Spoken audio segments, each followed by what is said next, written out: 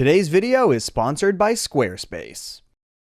Rick and Morty is a series with some of the most unique world building in all of television. Sure, it isn't the first or only show to explore the idea of a multiverse. In fact, multiverses are more mainstream than ever. The MCU is diving into the multiverse headfirst right now, and Into the Spiderverse won an Academy Award for its multiversal feature film. But Rick and Morty explores the multiverse in a way that really only Rick and Morty can, and that's through its titular characters, Rick and Morty. Particularly Rick and his place in the multiverse as this all-powerful science god. But we see it this way because of the specific Rick that we follow in the series. The reality is that there are lots of Ricks and Mortys in the show, as showcased in multiple episodes, but most of them exist within a different set of social constructs as are Rick and Morty. And this is where the deeper and most interesting aspects of Rick and Morty's multiverse exist. So today let's take a close look at Rick and Morty, the Citadel of Ricks, Evil Morty, and the dark, troubling implications that come with them. And hey, this video idea actually came to me when covering Rick and Morty on my new podcast, Cartoons That Curse. My friend Toonerific Tariq and I talk about our favorite adult animated series one season at a time.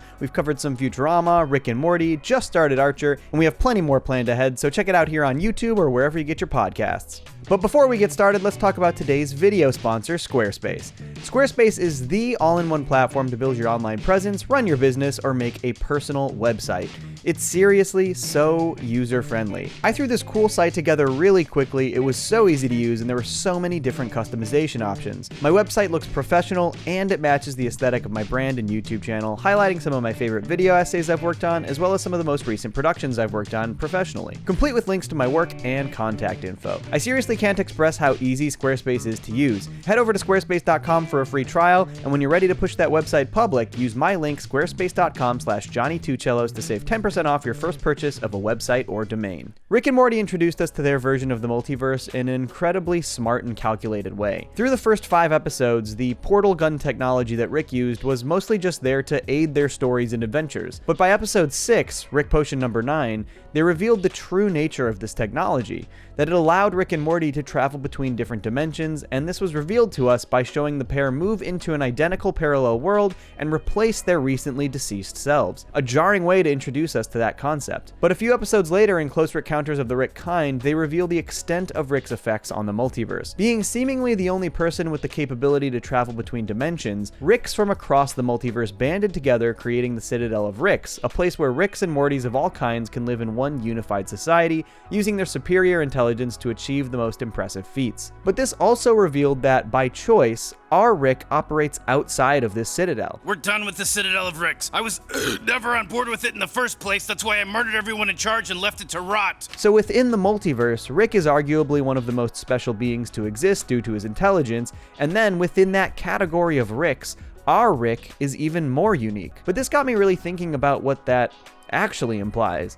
Because the show, while focusing on our Rick, has had a lot to say about the society of Ricks and Mortys that has been built in the Citadel. The reality is that theoretically, every Rick has the exact same IQ and similar lives and opportunities as every other Rick. But when they submit to the rule of the Citadel of Ricks, they effectively give up what makes them unique. They become a small cog in a larger machine. Let's put it this way. In theory, any Rick could be at the very top of the food chain in nearly any society within the multiverse, right? He's the smartest being in the universe. He could live a fulfilling, exciting life doing nearly anything he wants. But what we see from the Citadel is that countless numbers of Ricks are living these more difficult and less fulfilling lives in which they're actually just doing the grunt work to allow these other Ricks, who are higher on the socioeconomic food chain within the Citadel, to live their most fulfilling lives. And yes, I'm aware that this is basically a metaphor for how our own society operates, but I think because of the nature of the show, this creates some very interesting and dark implications. So let's talk about how this could even come to pass, because based on the Rick we know,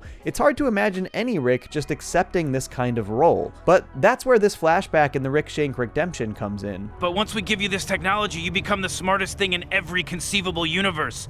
The infinite Rick. A god. Pass. Excuse me? Now, I know that as presented, this was stated to be a fabrication made up by Rick so that he could escape the Federation prison, but there are some interesting details that I think could still reflect reality. What we see here is that our Rick is in the process of inventing portal gun technology, But before he invents it, another Rick appears through a portal, explains to him what he's about to accomplish, and offers him a place within the Citadel society. To me, this feels oddly specific, and I wouldn't be surprised if it was actually representative of how the Citadel operated. Because frankly, I think this might be how they have to operate. Let's play this out. The Citadel of Ricks is effectively recruiting alternate Ricks to become cogs in their machine before these Ricks truly understand their potential. They're getting to them before the portal gun tech is created, before they have a grasp of the massive nature of the multiverse, because if they didn't, they likely would never accept such a role within that Citadel society. These Ricks are basically being taken advantage of so that they do the grunt work for the Ricks at the top of the Citadel pyramid scheme, and episodes like Tales from the Citadel really highlight this fact. Both Ricks and Mortys are forced to fit into these boxes within the Citadel. Ricks have to take on menial tasks even though they share the same DNA and IQ as the Ricks who control the entire society. Mortys are forced to assimilate to one another, learn to be the perfect submissive companion for their Ricks. And this episode highlights the struggles and trauma that comes with these lives. Some Ricks start to feel taken advantage of and do something about it. Some Mortys become jaded and corrupt. Some become depressed and don't want to continue living. It's a pretty bleak outlook and an interesting commentary on how society can try to jam people into roles they aren't meant for, all in the name of progress. They're basically sacrificing the individuals for the larger cause. The Council of Ricks seemingly had full control over the goings-on at the Citadel along with some of the more privileged Ricks. But everything would start to change after our Rick kills the Council of Ricks, paving the way for an election in the Citadel. And this is where our story brings us to the character who has been dubbed by the fanbase Evil Morty. We were introduced to this character in Close Encounters of the Rick Kind in Season 1. The end of the episode reveals that the outlier Rick who had been systematically killing Ricks across the multiverse was actually being controlled by this eye-patched Morty. In the end, he escapes into a crowd of Mortys and seemingly returns to the Citadel. The character doesn't return until another surprise reveal at the end of the Tales from the Citadel episode, in which we learn that the Morty who has now become the president of the Citadel in their first ever election is the very same Morty who was controlling this Rick in Close Encounters. But I think it's pretty interesting and important to look at what this quote-unquote evil Morty has said and done so far. Morty ran his campaign on the idea of unity, the idea that so many of these disenfranchised Ricks and Mortys living on the Citadel could have and should have a better life, that they've been pit against each other by these unseen elite Ricks at the top of the food chain, and this idea resonated greatly with these Ricks and Mortys. You're outnumbered!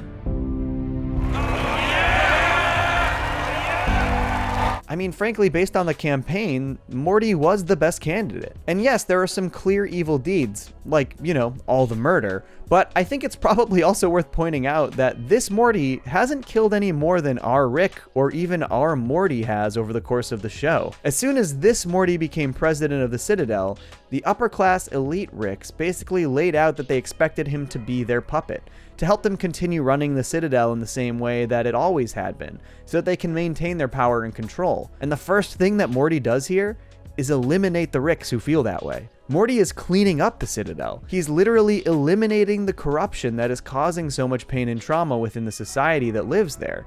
And through the final sequences of the episode, we actually see that this is the case. He allows this cop Rick to go free even after he killed his Morty partner, but in reality, that partner was corrupt and taking advantage of marginalized Mortys. The three Mortys who had their existential Stand By Me adventure lamented the roles they were being forced to fit into, as they were Mortys who didn't quite fit the look or personality of what was expected of Mortys. But after President Morty's election, they're given different roles and seem to be happy collecting mega seeds together. They're not forced to fit into this box that they were previously. What we have here is a society of Ricks and Mortys who have largely been taken advantage of, recruited before they understand what they're getting themselves into, marginalized, and used so that the elite upper-class members of the Citadel can live comfortable, powerful lives. This rogue Morty arrives on the scene and is initially wanted for killing seemingly important influential Ricks across the multiverse. When that operation is uprooted, he starts a new one, taking advantage of our Rick taking down the Council of Ricks and inserting himself into their election process, and quickly and swiftly eliminating more influential and corrupt Ricks. I think what we should expect to see from this evil Morty storyline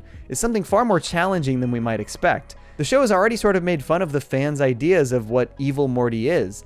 In the episode Never Ricking Morty, they effectively play out a bunch of fan fiction type scenarios, and one of those scenarios was evil Morty leading a massive army of subservient Ricks.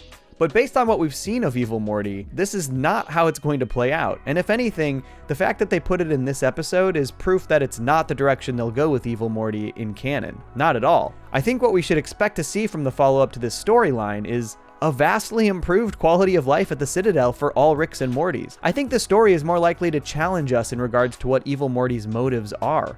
Because to me, I think his motives are actually very admirable, though obviously his means are questionable. President Morty is seemingly trying to improve the lives of the most marginalized Ricks and Mortys across the multiverse and within the Citadel. He's trying to help the Ricks and Mortys who have been taken advantage of by more powerful and influential Ricks. Now, who knows, maybe he has further sinister motives behind his Citadel takeover, but so far what we've seen from him is rooting out corruption and supporting the downtrodden of the Citadel, by any means necessary. But I guess we'll probably find out soon, because I expect we'll get a follow-up to this story in Season 5, which is very close now. So, you know, expect a follow-up to this video if we get some juicy new details. And that's where I want to pass it off to you. What do you think about the implications of the Citadel of Ricks society? Do you think that Evil Morty is actually here to help these poor folks who have been taken advantage of? Let me know below in the comments, and of course stay tuned for more. Not sure how I'm going to cover Rick and Morty Season 5 this year, but I probably will somehow. Peace. Johnny!